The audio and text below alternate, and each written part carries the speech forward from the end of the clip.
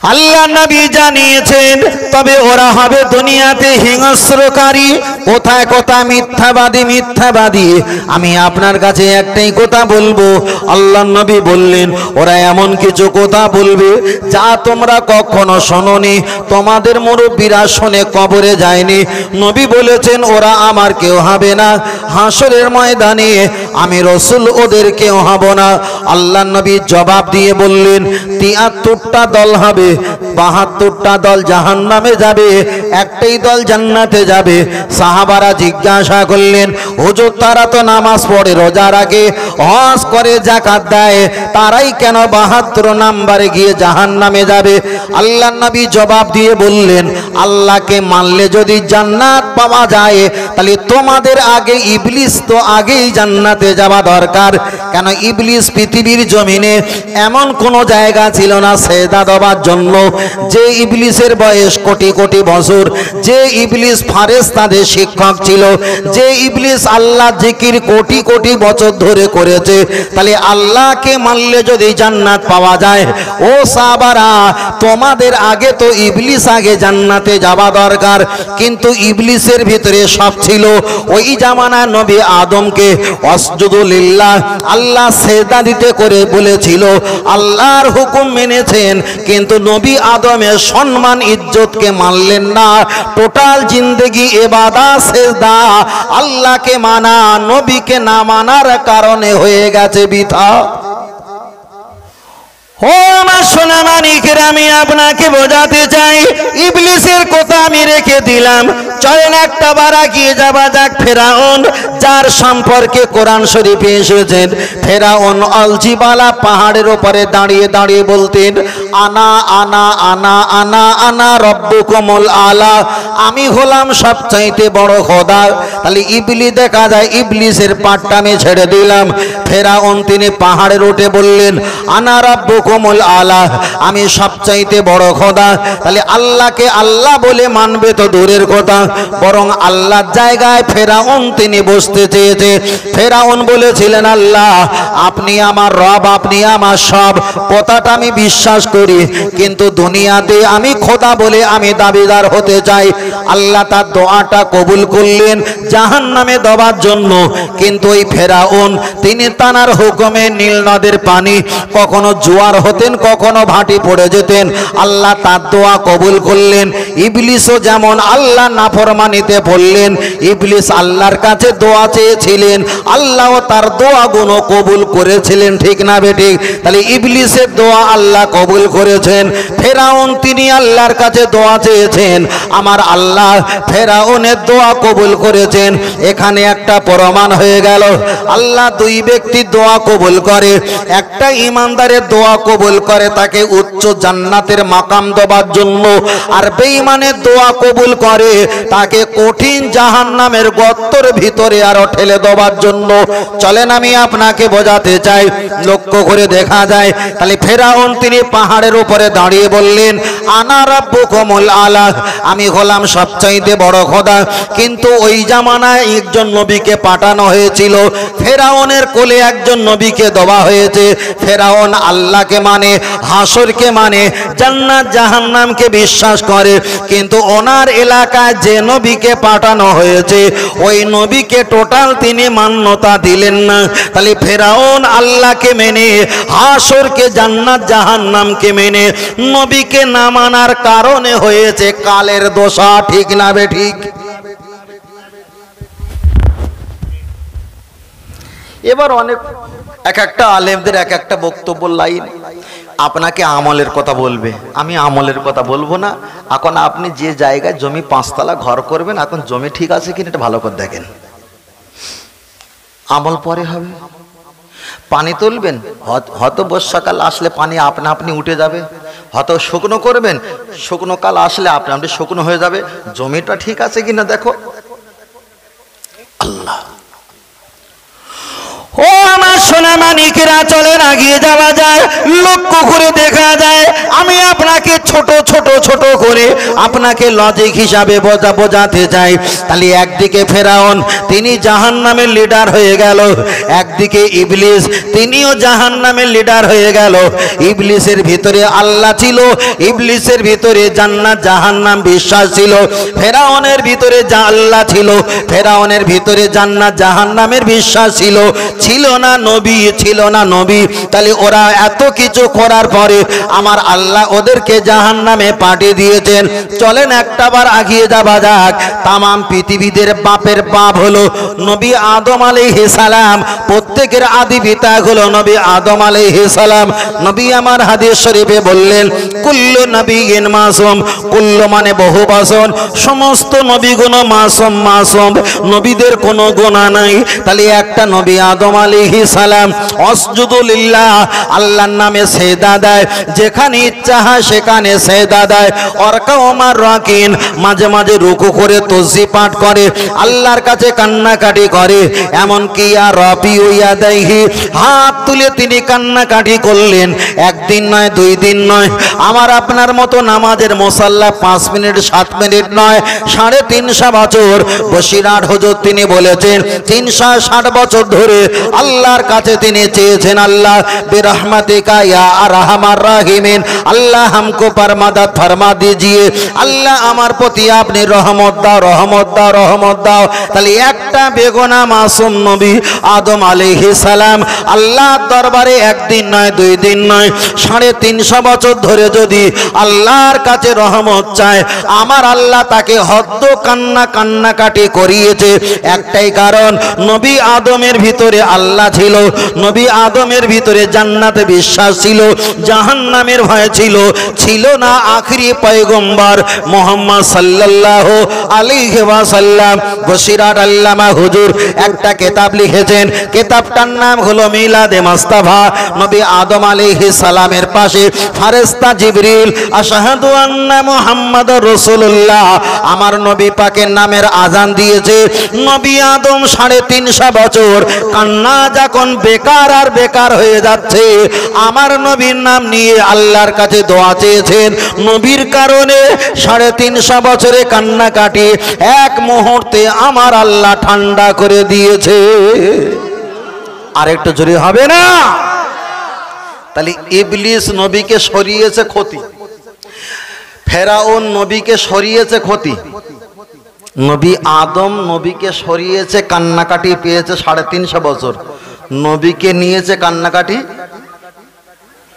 বন্ধ। এবার আপনি বলেন, আল্লাহকে নিলে যদি সবই হয়ে যেত, আল্লাহ যদি খুশি হয়ে যেত, তাহলে খুশিটা ইবলিসের হওয়াও দরকার ছিল। খুশি ফেরাউনের প্রতিও আল্লাহর খুশি হওয়াটাই দরকার ছিল, নবী আদমের প্রতিও খুশি হওয়াটা দরকার ছিল। আল্লাহ নবী বলেছে মান আতানি, আমি মোহাম্মদ বলছি, মান আতানি, যারা আমাকে ইত্তেবা করবে ফাকাদ আতাল্লাহ, তারাই তো আল্লাহর ইত্তেবাই করে নেবে। বলুন সুবহানাল্লাহ। নবী পরে বললেন মান আসানি, কেউ যদি আমাকে ছেড়ে দেয় ফাকাদ আসাল্লাহ, আমার আল্লাহও তাকে ছেড়ে দেবে। তাই নবী আদম আল্লাহর নবীকে ছেড়ে দিয়েছিল, আমার আল্লাহও ছেড়ে দিয়েছে। 350 বছর কেঁদেছে। আর যেই নবীর নামটা নিয়েছে, আল্লাহ সঙ্গে সঙ্গে রহমতের কোলে টেনে নিয়েছে। তাহলে এখানে পরিষ্কার হয়ে গেল, আমার নবী যেখানে, আমার আল্লাহর রহমত সেখানে। বলুন সুবহানাল্লাহ। আর একটু জোরে হবে না? আর একটু জোরে বলেন আল্লাহ। আজকের নবী দিবসের মাহফিল, তো নবী দিবসের মাহফিল। এখানে অন্য কোনো অসামাজিক কিছু বলা যাবে না। কেন? বাপের পাশে ছেলে থাকে, দাদুর পাশে নাতি থাকে, মায়ের পাশে মেয়ে থাকে, খালামা থাকে, এমন একটা পরিবেশ, খুব পরিস্থিতির উপরে চিন্তা ভাবনা করে কথা বলতে হয়। মায়েরা প্রজেক্টরে দেখছে, তানারাও আছে, বুঝেন না? আল্লাহ তানাদেরকেও বোধ শক্তি দান করেন। বলুন আল্লাহুম্মা আমিন। আমার কথা বুঝতে পারছেন তো বাবু? মাশাআল্লাহ। অসুবিধা হলে বলবে, আমি ফের দ্বিতীয়বার দোহরাবো। কষ্ট হচ্ছে? একটু বলছি কষ্ট হলে আমি আসতে বলবো, কেন একেবারে সাউন্ড কম হলে আবার গলায় আঁচ পড়বে, বুঝলেন না? কষ্ট হবে। কষ্ট হবে, হ্যাঁ একটু হবে। আর আপনি একেবারে ওই সোজাসুজি বসেছেন ভাই, একেবারে ওই সোজাসুজি। দেখেন একজনা লবণ বেশি খায়, তার জন্য গোটা 5টা পরিবারকে তো ধ্বংস করা যাবে না। আপনাকে অন্য সিদ্ধান্তে আসতে হবে নাকি, অন্য সিদ্ধান্তে আসতে হবে। হ্যাঁ আল্লাহ, চলেন আমি আপনাকে বোঝাতে চেয়েছি। তাহলে নবী সম্পর্কে বলতে বলতে অনেকটা লম্বা হয়ে গেছে। চলেন এবার একটা বার আগিয়ে যাওয়া যাক। নবী মুসা আলাইহিস সালামের উম্মত আবুল হারেসা নবী মুসা আলাইহিস সালামের নামীয় একটা কিতাব তৌরাত কিতাব তিনি পাঠ করছিলেন। নবী মুসার নামটা পেয়ে তিনি চুম্বন দেয়। আমার আপনার নবীর নামটা যখন পেয়েছে গড়গড়ে মেজাজ হয়ে এই নামটা ডিলিট করে দেয়। আমি আগের কথার সঙ্গে মিলিয়ে দেবার জন্য এই কথাটা বলতে আমার জবরদস্তি করা হয়েছে। নবী দেখা যায় নবী মুসা আলাইহিস সালামের উম্মত আবুল হারেসা আমার নবীর নামটা যখন টেনে দেয়, ডিলিট করে দেয়, ছেড়ে দেয়, আমার আল্লাহ আবুল হারেসাকে গোসাপ বানিয়ে দেয়। আমার নবী তাকে ক্ষমা করলেন, আমার আল্লাহ তাকে ক্ষমা করলো। কেন? হাদিস শরীফে এসেছে হুকুকুল্লাহ হুকুকুল ইবাদ, একটা হলো আল্লাহর হক, একটা হলো বান্দার হক। আল্লাহর কাছে ইবাদত করেননি, ক্ষমা যদি করে সেটা আল্লাহর ব্যাপার, মানুষের কাছে ক্ষমা চাইলে হবে না। একটা আল্লাহর বান্দাকে আপনি চড় মেরেছেন, গালি দিয়েছেন, আল্লাহর বান্দা যদি ক্ষমা করে আল্লাহ ক্ষমা করবে। তাহলে অন্যায় মানুষের কাছে করলে মানুষের কাছে ক্ষমা চাইতে হবে, আল্লাহর হুকুম না মানলে আল্লাহর কাছে আপনাকে ক্ষমা চাইতে হবে। ঠিক সেম তেম ঘটে গেছে নবী মুসার উম্মত, তিনি ভুল করেছে আমার নবীর কাছে, আল্লাহর কাছে করেনি। আল্লাহ বলছে নবী মুসা তুমি ক্ষমা চাইবে, আমি কেমন ক্ষমা করি? দোষ তো আমার কাছে করেনি, করেছে আমার হাবিবের কাছে। আমার হাবিব তো এখন দুনিয়াতে আমি পাঠাইনি। ও নবী মুসা কি হবে? আল্লাহ আমি অতদিন বাঁচবো না। আল্লাহ বলবেন তোমাকে না আমি মৃত্যুবরণ করিয়ে দিলাম, কিন্তু তোমার দিকে তাকিয়ে তোমার উম্মতকে আমি হায়াত বাড়িয়ে দিলাম, তবে পৃথিবীর জমিনে কোথাও রাখবো না, লোকালয়ে আড়ালে আমি জিবালা পাহাড়ের ভিতরে রাখবো। আল্লাহ তাকে গোসাপ বানিয়ে পাহাড়ের ভিতরে প্রবেশ করিয়ে দিল। নবী যখন মক্কা শরীফে হিজরতে চলে আসলেন, ওই সাপ লম্বা উঁচু হয়ে নবীকে সালাম দিয়ে বললেন হুজুর আপনি কি ক্ষমা করবেন না? নবী বললেন ইসমুকায়াকে, তোমার নাম কি? সেই আবুল হারেসা। বললেন জি হুজুর। যা বাবা তোমাকে আমি ক্ষমা করে দিলাম। আমি আপনাকে বোঝাতে চেয়েছি তাহলে ইবলিস সব মেনেছিল, নবীকে নেয়নি। ইবলিস কিন্তু ক্ষতি হয়ে পড়ে গেছে। ফেরাউন সব মেনেছে, ওই জামানার নবীকে নেয়নি। এই ফেরাউনটা তিনি ক্ষতি হয়ে জাহান্নামে গেছে। নবী আদম আলাইহিস সালাম আল্লাহকে নিয়েছে, সব নিয়েছিল। আমার নবীকে যখন একটু দূরে সরিয়ে রাখলো, 350 বছর আল্লাহ তাকে কান্নাকাটি করালো। নবী মুসার উম্মত আবুল হারেসা নবী মুসাকে চুম্বন দিয়েছে, আমার নবীর নামটা সরিয়ে দিয়েছে, আমার আল্লাহ তার চেহারাটা পরিবর্তন করে দিয়েছে। এবার আমি আপনার কাছে একটাই কথা বলছি, আমাদের সমাজে অনেক হুজুর, অনেক আলেম, অনেক ওয়াইজিন, অনেক বক্তা, অনেক দেখা যায় নামাজি মুসল্লি, অনেক শ্রোতা চায়ের দোকানে কিংবা কলকারখানায় কিংবা শ্রমজীবী কিংবা কুটির শিল্প কিংবা গাড়ি বিভিন্ন পরিবেশে এরা নবী সম্পর্কে এমন কিছু উঁচু নিচু মন্তব্য করে, এমন কিছু উঁচু নিচু ছোট কথাবার্তা বলে, নবী সম্পর্কে অনেক খারাপ কথা বলে। আল্লাহ এদেরকে কেন গোসাপ বানায় না? প্রমাণ শুধু একটাই, যেহেতু আমার নবী হলো সব চাইতে দয়ার নবী, নবীর কারণে আল্লাহ আমাদেরকে হঠাৎ করে এমন শাস্তি দেয় না, এটাই হলো শুধু নবীর কারণ। জোরে বলেন সুবহানাল্লাহ। নবী সম্পর্কে অনেক কথা আমি আপনার কাছে বলতে পারি। আমি 5টা 6টা লজিক বললাম। নবী মুসা আলাইহিস সালামের উম্মতের কথা, তাহলে তানাকে আল্লাহ বিপদে ফেলেছিলেন আমার নবীর নামটা সরিয়ে দেওয়ার কারণে। তাহলে আল্লাহ আমাদেরকে কেন দেয় না? আমাদের মতো তো কিছু জন্তুর জানোয়ার, তারা তো নবী সম্পর্কে উঁচু নিচু মন্তব্য করে, আল্লাহ কেন এদেরকে ক্ষতি করে দেয় না? একটাই কারণ, আমার দয়ার নবী হলো উম্মতের কান্ডারি, আমার দয়ার নবী হলো সবচাইতে রহমত ওয়ালা নবী, এই কারণে আল্লাহ ক্ষতি করে দেয় না। চলেন আমি আপনার কাছে আর একটা প্রমাণ দিতে চাই। লক্ষ্য করে দেখা যায় আমরা এখানে বসে সুবহানাল্লাহ আলহামদুলিল্লাহ বলি, ইয়া আল্লাহ হুইয়া আমানু, ইয়া রাজ্জাক হুইয়া ফাত্তাহ হুইয়া গনিউ, ইয়া আল্লাহ হুইয়া আজিজ হুইয়া কাফি। এক একটা তসবিহ পাঠ করা হয়। অল জিবালা, অল জিবালা 30 নম্বর পারা সূরা নাবাতে এসেছে, পাহাড়কে আল্লাহ জিবালা বলে নাম দিয়েছে।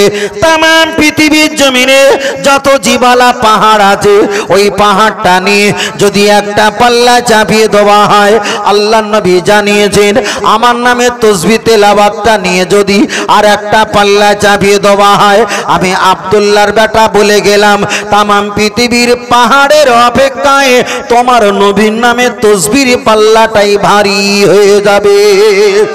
আর একটু জোরে বলেন সুবহানাল্লাহ।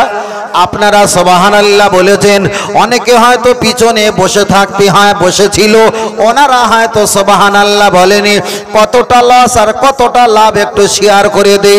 হাদিসটা মেশকাত শরীফ এসেছে, ইমাম মেশকাত রহমাতুল্লাহ বর্ণনা করেছেন, কেউ যদি মন খুলে অন্তর খুলে একবার সুবহানাল্লাহ পাঠ করে, অসামা একটা আসমান যত দূর, অল আরদ একটা জমিন যত দূর, lakh lakh million million billion billion trillion trillion crore crore kilometre, নবী আমার বললেন একবার সুবহানাল্লাহ পাঠ করলে আসমান আর জমিন যতটা ডিফারেন্স, এতটা ফাঁকা জায়গা, একবার সুবহানাল্লাহ বলার কারণে এতটা ফাঁকা জায়গা আল্লাহ নেকি দিয়ে ভরপুর করিয়ে দেয়। ও আমার সোনা মানিকের, আমি আপনাকে বোঝাতে চাই, লক্ষ্য করে দেখা যায়। তাহলে আপনার কাছে বলছিলাম, একটাই কথা বলছিলাম নবী সম্পর্কে। চলেন আপনার কাছে আমি আর একটা বার বলি। আমি দেখা যায় সুবহানাল্লাহর মর্যাদা আপনার কাছে বলেছি, এবার আপনার কাছে বলবো। আমরা ডানে বামে সালাম ফিরিয়ে, আমরা ডান দিকে বাম দিকে সালাম ফিরিয়ে দুটো হাত তুলে আমরা মোনাজাত করি।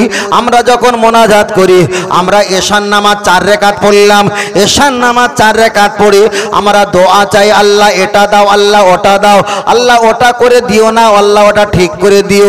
হাজার কথা আল্লাহর কাছে আমরা বলি, কেন ইবাদত করেছি আল্লাহর, সাহায্য চাইবো কার কাছে? আল্লাহর কাছে।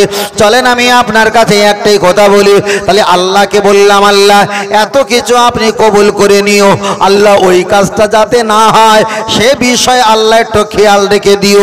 অনেক কথা বলার পর দুটো হাত যখন আমরা মুখ থেকে মসাবা করে নিয়ে আসি, মসাবা করে নিয়ে আসার সময় আমরা একটা তসবিহ পাঠ করি। ওই তসবিহটার নাম কি?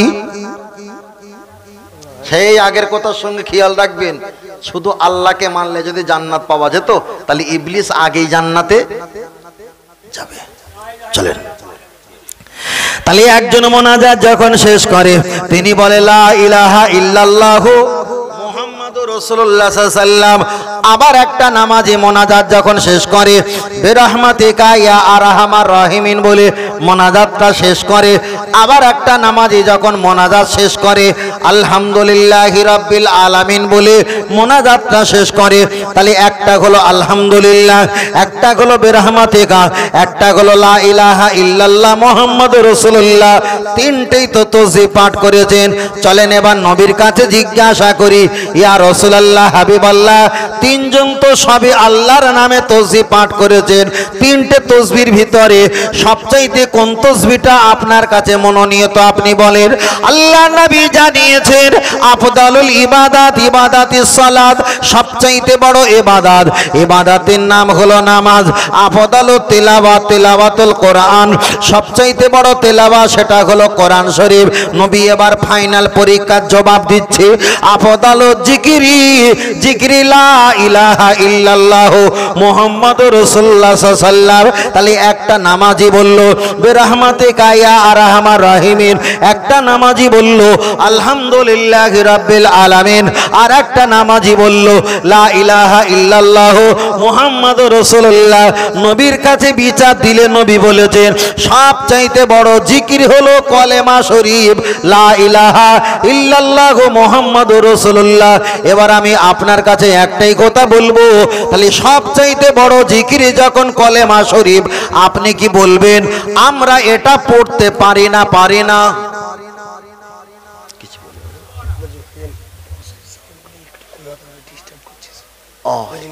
একটু কমাতে না? এক কাজ করো, কমিয়ে দরকার নেই, ওটা পশ্চিম পশ্চিম দক্ষিণ দিয়ে ঘুরিয়ে দাও। ও ওদিকে লেডিস আছে, বাহ ভালো, তাহলে কমিয়ে দাও। হালকা কমিয়ে দাও। কমিয়ে দিয়েছো? আরো কমাবে নাকি? এবার ঠিক আছে তো? হ্যাঁ বেশ। আল্লাহ আকবার আল্লাহ। আরে বাবা, আসলে তো কথা বলতে হয়। এই যে সাউন্ড দেওয়া হয়েছে, তো এইরকম সাউন্ডটা এত 1.5 লাখ টাকার বক্স ভাড়া না করে মসজিদের মাইক তো 250 টাকার ভাড়া করে নিলে হয়ে যেত, তাই না? হ্যাঁ ঠিক আছে, তোমাদের আরো বিপদ আছে। ও যে সিদ্ধান্ত নিয়ে তুমি করেছো, এরপর আরো বিপদ আছে। কেন আমি আর জোরে ওয়াজ করতে পারবো না তো? আর পারবো না। চলেন আমার দিকে তাকাও। চলেন, আমি তাহলে আপনার কাছে বলছিলাম, এক কথা বলছিলাম নবী সম্পর্কে। তাহলে কলেমা শরীফ যখন আমরা পড়বো, লা ইলাহা ইল্লাল্লাহু মুহাম্মাদুর রাসূলুল্লাহ, একদিকে বিরহমাতিকা, একদিকে আলহামদুলিল্লাহ, একদিকে কলেমা শরীফ লা ইলাহা ইল্লাল্লাহ মুহাম্মাদুর রাসূলুল্লাহ।